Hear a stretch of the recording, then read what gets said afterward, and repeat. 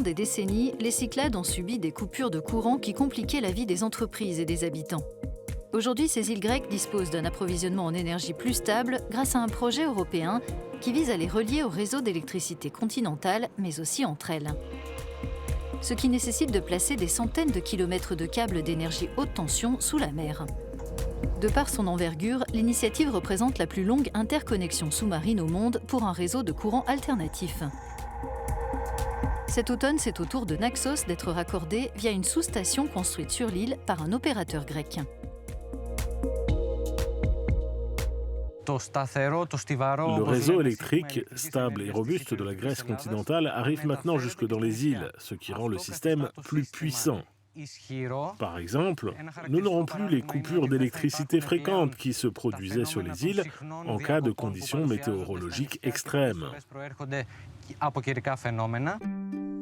Le projet d'interconnexion des Cyclades a débuté en 2017 et comprend 4 phases, la 4e devant s'achever en 2024.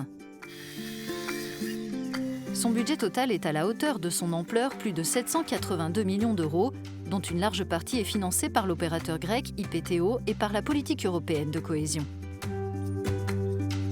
À terme, ce sont une dizaine d'îles de l'archipel qui seront connectées au réseau électrique continental.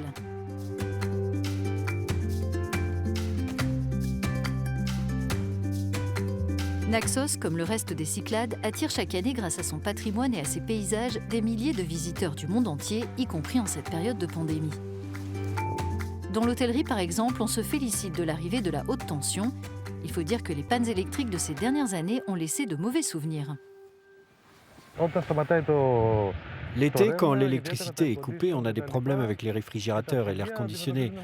Quand l'électricité se coupe la nuit, les lumières de sécurité s'allument et il y a des clients qui ont peur. Certains se plaignent et ils ont raison. Ils versent pas mal d'argent et ils n'ont même pas la climatisation. En plus d'encourager le tourisme, le projet permet aux îles de renoncer aux générateurs diesel obsolètes pour adopter un système plus respectueux de l'environnement.